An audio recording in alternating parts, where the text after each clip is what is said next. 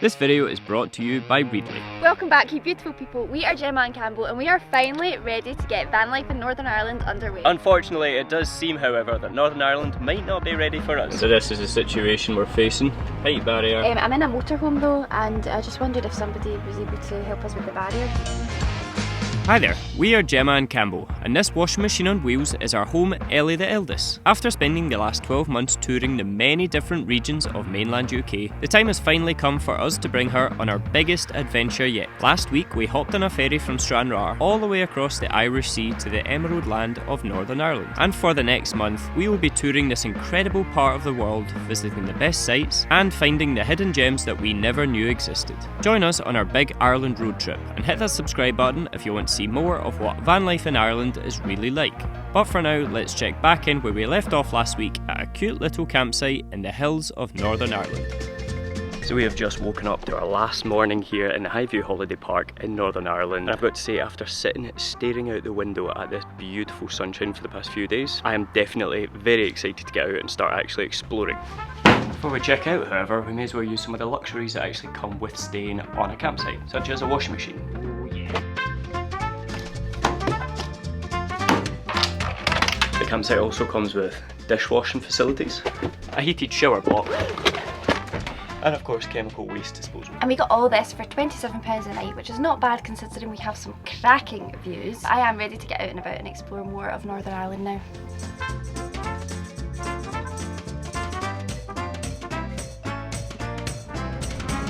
Oh, it's such a beautiful day. I cannot believe how nice it is. We're heading to a National Trust site next. It's called Port Stewart, and there's quite a beautiful beach there apparently, and it's very unique as well actually because it's one of the only beaches probably in the UK, actually, come to think of it, where you're actually allowed to go down and drive on the sand. The only problem we're going to face though is actually trying to get parked because this is the entrance to it and it is already heaving. Everyone wants to go to the beach, it's such a nice day. I know. That is beautiful, but it is also extremely busy. I can see why the beach is full.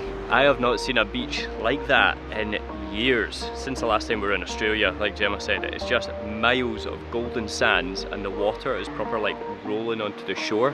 It is absolutely spectacular.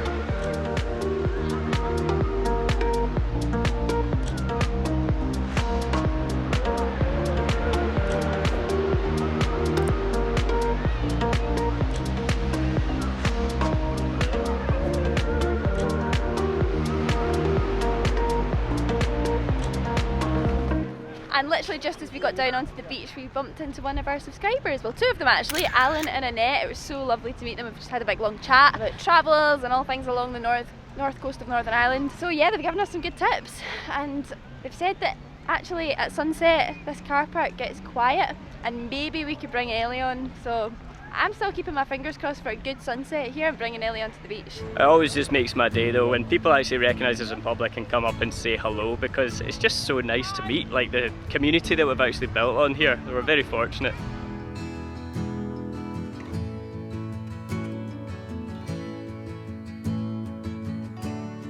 It has actually just been so nice to just sit here on the beach and just kind of relax. After such a busy week, we've been non-stop. It has felt good, and we're just watching all the cars at the moment like racing off the beach. The tide is coming in really, really quickly. So quickly. And yeah, everyone's just like packing up and trying to get off before they get stranded. I do wonder how many cars actually get stuck here per day, because there's a lot of them that are being daredevils, still way down the other end of the beach, and it will probably take you about 5 minutes to drive the length of it. I reckon we're going to sit here and see if any cars get bogged in because it'd be quite funny. Now, one really interesting bit of trivia about this beach, there's holes everywhere apparently, and it was also used to film Game of Thrones. I don't know if you'll recognise the scene where Jaime and Bronn are actually trying to sneak into Dorne, I believe. And yeah, they actually filmed it here using the sand dunes, which are part of the National Trust site. I can see why, because when you're way out on the beach it actually feels like you're in the middle of nowhere. It is really beautiful. Just watch out for the big freaking holes everywhere. Almost broke my neck. Okay, so we spoke to the parking attendant when we were leaving the beach just there, and she said it is suitable for motorhomes, so that's good news. You just have to make sure you're parked on the really hard sand, otherwise you will get stuck. However, she did say that unfortunately, due to the tide being high tide at 7 PM and just how busy the beach has been today, she thinks the beach will be closed to any more vehicles for the rest of the evening. So we're moving on. We've got another park up in mind that we spotted the other night, so I think we're going to head along there and hopefully we can get a space.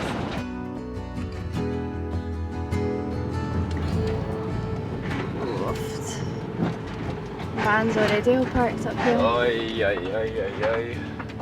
We need to wait for that coach to leave. I know, it is heaving. I cannot believe how busy it is. I know. I think a lot of these people are actually coming from cruise ships, and they're coming off the coaches on cruise ships because there's just people everywhere, isn't there? Yeah. It's crazy. Actually, look at this. Oh yes. Haha. Nice. Right, I reckon that coach will move. We'll scoot forward, but in the meantime, do you want to go and check out the view?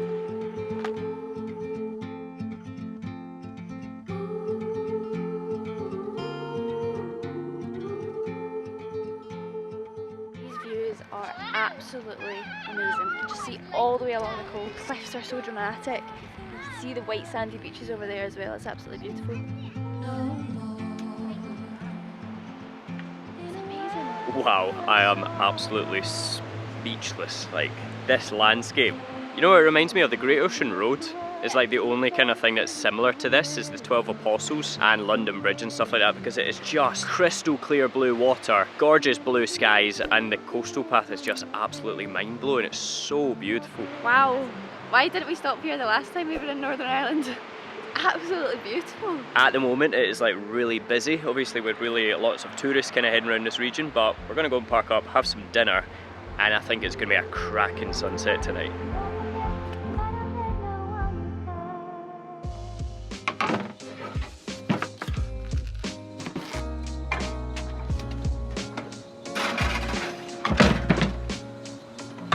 We're just cooking up some fajitas for dinner tonight. I had some leftover butternut squash in the fridge. I will just say though, like, because I'm Scottish after all, I'm going to moan about the weather. It is roasting hot in the van at the moment. We just got our air purifier out to try and get some air circulation, but how warm is it, babe? It is toasty warm, but it's manageable. It's not too hot, it is nice. What I was going to go on and say is we are looking at air conditioner units to try and put on the roof of Ellie for when we actually go across to Europe, because if it's 30 plus degrees I will literally die in this van. So we looked at some from Truma. I think we're going to need to get a bigger inverter because it needs like 2000 watts and our inverter is only for 1500 watts. So if you've got any recommendations for how to install an AC unit that would be big enough to kind of cool this size of van, let us know in the comments down below, because we definitely need to get that sorted before we take Ellie to Europe.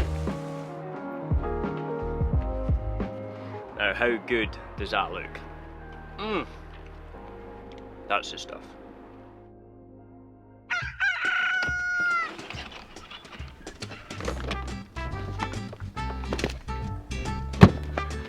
Good morning everyone. It is very, very foggy as you can see here this morning, and last night there was absolutely no sunset, but I'm hoping that it's actually going to burn off this morning because we've got a couple of sites that are going to be stunning if we can get some blue skies with it. We'll head there now and hopefully the sun comes out and greets us. Before we can do that, typical van life chores.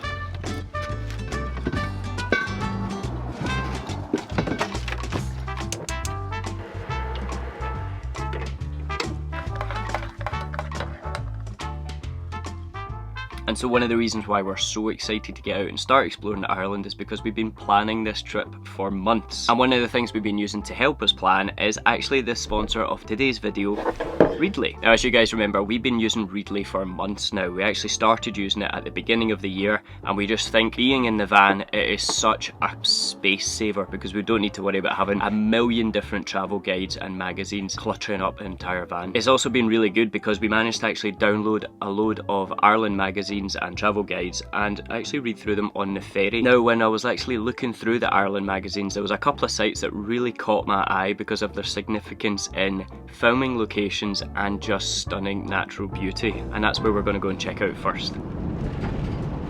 Strictly speaking, they did say not suitable for motorhomes, but it's 9 o'clock in the morning and there's a proper sea fog, so I'm hoping it's early enough if we get in and get out. It also didn't say that on the website, so... It didn't say that on the website. I reckon someone's just chucked up the sign because they hate motorhomes.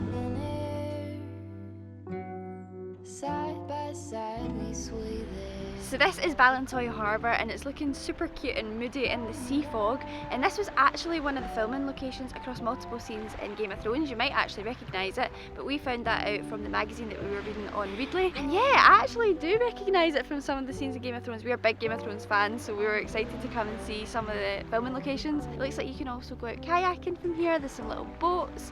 I would say you could even go swimming from the little beach. It's a really nice place.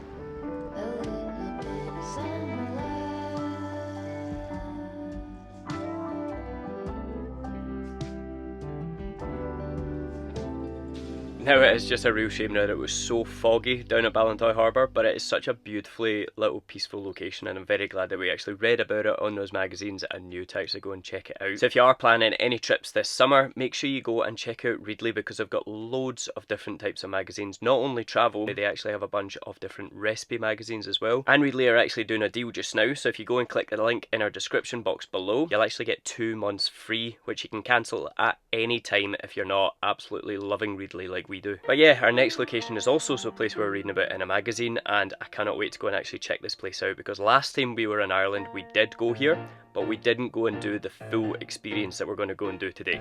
And so this is the situation we're facing. Height barrier at the entrance to Carrick. I don't have any signal. I do have a little bit of signal. Do you want to use my phone?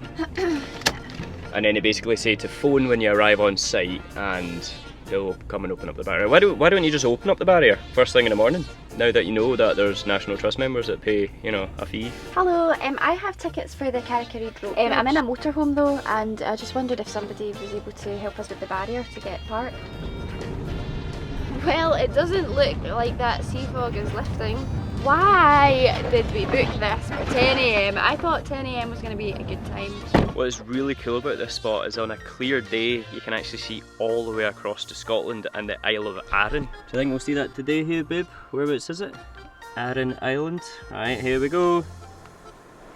No views today.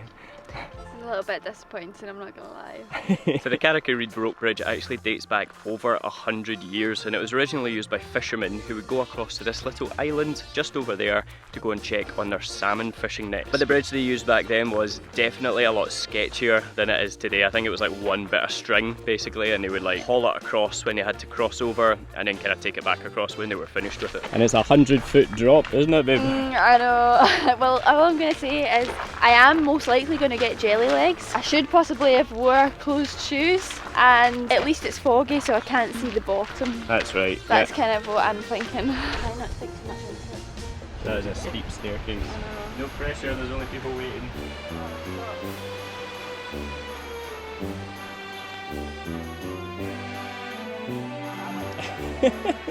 You can't turn around. No pressure, just everyone's watching. I know. I'll just go put my phone in. Whoa, oh, totally exciting, that's all I'm doing. Wow, and it is so wobbly as well. Ah, good job, high five. So how did you find that? What does my heart rate say? No, it was good fun, but I did not look down because I thought, oh yeah, it's fine, I'll just like take a video on my phone and I got out halfway and I was like, nah, the phone, I had to like come back, so I was like put the phone in my bag so I could actually hold on. Yeah, you look at it from the land and you think, yeah, it's not too bad actually. I can see the water, it's only about 100 foot, no bother, and then you're halfway across, the rope bridge proper starts bouncing with every step you're taking, and that's when it starts to kick in a little bit, yeah. But it was good fun though. And you've got an entire island you can explore as well, which I didn't know about. I know, that's really cool, let's go see. So actually walking around the island, there's quite a lot of cool sights, like just on your right as soon as you cross the bridge, there's the remains of, I guess, what used to be an old fishing harbour, and I guess that's where the fishermen used to actually go to collect their salmon catchings. And then as you walk around the rest of the island, I'm guessing that on a normal day the views would be absolutely spectacular, but today, not so much.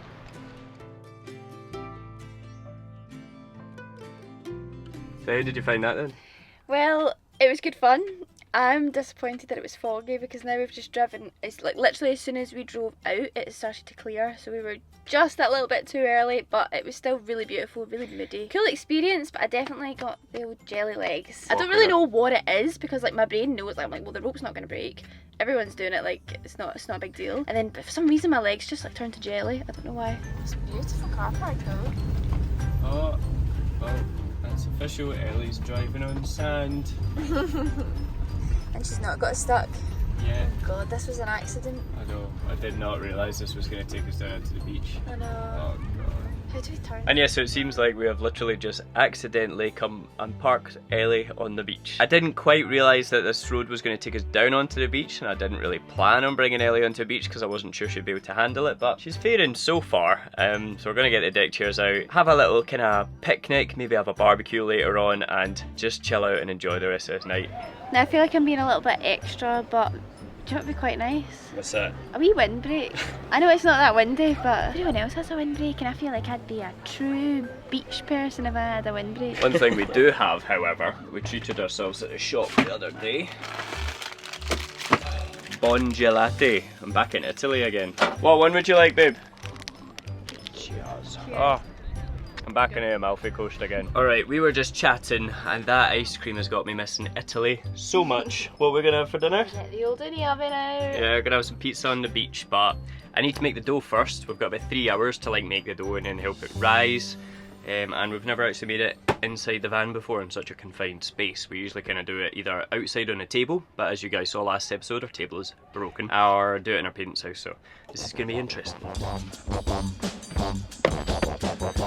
I didn't think this through. Gemma, can you help me?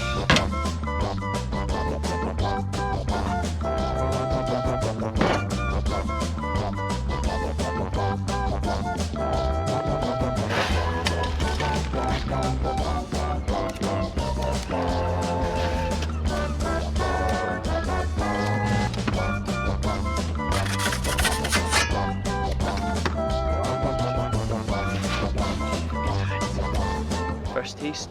Wow, that is so tasty. Gemma, this is amazing. Alright, now it's time for the charcoal one. Tastes a bit like carbon. Mmm. Oh, don't knock it till you tried it. That actually tastes really good. Oh, so much flavour.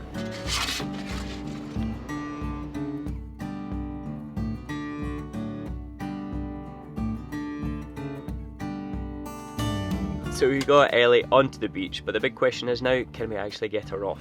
It's a moment of truth, babe. Are you full of confidence? Other people seem to be getting out. Other motorhomes have left. There's a big puddle there, but we can avoid that. But other motorhomes have left, so we should be able to leave. We're moving. Don't stop me now.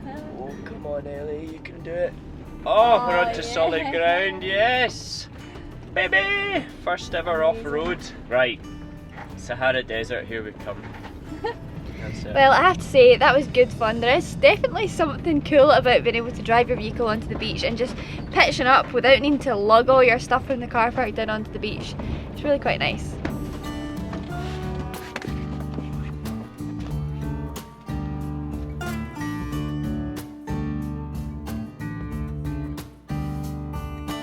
And so I reckon this is going to be our bed for the night. Just a little car park overlooking the sea, and yeah, it's not too bad at all. Does have some noisy neighbours though.